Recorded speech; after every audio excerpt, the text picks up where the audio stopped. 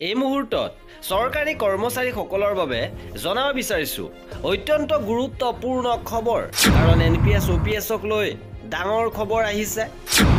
এবাৰ ওপিএছ প্ৰৱৰ্তনক লৈ নতুন পৰিকল্পনা হাতত লৈছে চৰকাৰে। কৰ্মচাৰীৰ বাবে আছে কেইবাটাও গুৰুত্বপূৰ্ণ খবৰ। সবিশেষ খবৰৰ বাবে ভিডিঅ'টো প্ৰথমৰ পৰা শেষলৈকে চাই থাকিব। কেন্দ্ৰীয় চৰকাৰে পুৰণি পেঞ্চন আঁচনি ওপিএছ কেতিয়াকৈ ঘূৰাই আনিব এই প্ৰশ্নই চৰকাৰী কৰ্মচাৰীসকলৰ মনত কিছুদিনৰ পৰা অশান্তিৰ সৃষ্টি কৰি আহিছে। কৰ্মচাৰীসকলে প্ৰশ্ন উত্থাপন কৰিছে, আন্দোলন কৰিছে, প্ৰতিবাদ কৰিছে। এতিয়া যেন এই বিষয়ত চৰকাৰে গুৰুত্ব প্ৰদান কৰিবলৈ আৰম্ভ কৰিছে।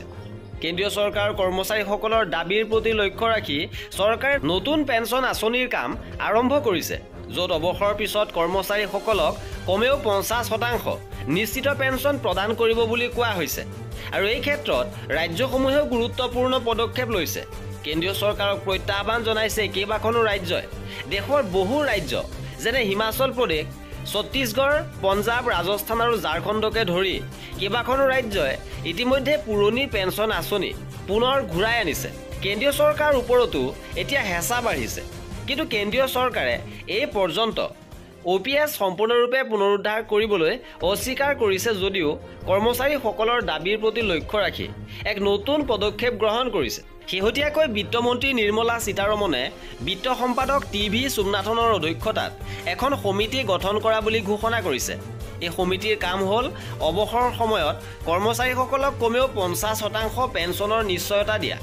বৰ্তমানৰ এনপিএছত কৰ্মচাৰীয়ে জমা কৰা ধনৰ ওপৰত ভিত্তি কৰি পেঞ্চন দিয়া হয় যদিও তাত কোনো নিৰ্দিষ্ট পৰিমাণৰ পেঞ্চন নাথাকে।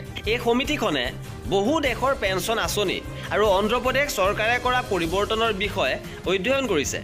দেখা গৈছে যে চৰকাৰে 40-ৰ পৰা 45% পেঞ্চনৰ নিশ্চয়তা দিব পাৰে, কিন্তু 25-ৰ পৰা 30 বছৰ কাম কৰা কৰ্মচাৰীসকলৰ বাবে এইখিনি যথেষ্ট নহ'বও পাৰে। সেয়েহে কৰ্মচাৰীসকলৰ উদ্বেগ দূৰ কৰিবলৈ এতিয়া চৰকাৰে 50% নিশ্চয়তাৰ কথা চিন্তা কৰিছে। কৰ্মচাৰীৰ বাবে এটা বিশেষ সঞ্চয় একাউণ্ট তৈয়াৰ কৰাৰ পৰিকল্পনা কৰিছে। নতুন আঁচনিৰ অধীনত এটা বিশেষ ছেভিংছ একাউণ্ট সৃষ্টিৰ কথাও চিন্তা কৰিছে। এই একাউণ্ট সেইসকল কৰ্মচাৰীৰ বাবে হ'ব যিসকলক অৱসৰৰ পিছত পেঞ্চনৰ প্ৰয়োজন হ'ব কিন্তু পৰ্যাপ্ত ধন নাথাকিব। চৰকাৰে প্ৰতি বছৰে এই একাউণ্টত পেঞ্চনৰ বাবে প্ৰয়োজনীয় ধন জমা কৰিব। এই আঁচনিখনত ব্যক্তিগত কোম্পানীয়ে নিজৰ কৰ্মচাৰীৰ অৱসৰৰ পুঁজিৰ বাবে সৃষ্টি কৰা সঞ্চয় একাউণ্টৰ সৈতে কিছু পৰিমাণে মিল থাকিব। এই আঁচনিৰ মূল উদ্দেশ্য হৈছে সকলো অৱসৰপ্ৰাপ্ত কৰ্মচাৰীয়ে যাতে পেঞ্চন লাভ কৰে। যদিও তেওঁলোকৰ এনপিএছ একাউণ্টত পৰ্যাপ্ত পৰিমাণৰ ধন নাথাকে, প্ৰতি বছৰে চৰকাৰে এই একাউণ্টটো পৰীক্ষা কৰি কিমান টকাৰ প্ৰয়োজন সেইটো নিৰ্ণয় কৰিব। এই নতুন পেঞ্চন আঁচনিৰ জৰিয়তে কোনসকল কৰ্মচাৰী উপকৃত হ'ব? টাইমছ অফ ইণ্ডিয়াৰ এক প্ৰতিবেদন অনুসৰি চৰকাৰী বিষয়াসকলে কয় যে 25-ৰ পৰা 30 বছৰ চৰকাৰী চাকৰিত কাম কৰা কৰ্মচাৰীসকলে এনপিএছৰ অধীনত পুৰণি পেঞ্চন আঁচনি ওপিএছৰ অধীনত যিমান ধন লাভ কৰিছিল, কিন্তু 20 বছৰ বা তাতকৈ কম দিন কাম কৰি এনপিএছ এৰি যোৱা কৰ্মচাৰীসকলে কম পেঞ্চন পোৱাৰ অভিযোগ কৰে। দীৰ্ঘদিন কাম কৰি অৱসৰ লোৱা কৰ্মচাৰীসকলো এই নতুন আঁচনিৰ দ্বাৰা উপকৃত হ'ব। এই আঁচনিৰ জৰিয়তে চৰকাৰে নিশ্চিত কৰিব যে কৰ্মচাৰীসকলে অৱসৰৰ পিছত পেঞ্চনৰ বাবে চিন্তা কৰিব নালাগে। ইপিনে পুৰণি পেঞ্চন আঁচনিখন ঘূৰাই অনাৰ দাবী এতিয়া কেন্দ্ৰীয় চৰকাৰৰ বিবেচনাধীন। কৰ্মচাৰীসকলক কমেও 50% পেঞ্চনৰ নিশ্চয়তা প্ৰদানকে ধৰি নতুন বিকল্পৰ কথা বিবেচনা কৰিছে চৰকাৰে। এই পদক্ষেপে কৰ্মচাৰীসকলৰ বাবে এক ডাঙৰ সকাহ দিব পাৰে, কিয়নো ইয়াৰ দ্বাৰা তেওঁলোকৰ পেঞ্চনৰ নিৰাপত্তা নিশ্চিত হ'ব।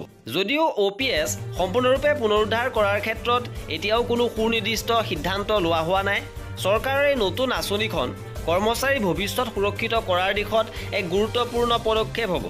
চৰকাৰী কৰ্মচাৰীৰ বাবে এইটো এটা গুৰুত্বপূৰ্ণ সময় আৰু অনাগত মাহত এই বিষয়ত আৰু ডাঙৰ সিদ্ধান্ত লোৱা হ'ব পাৰে।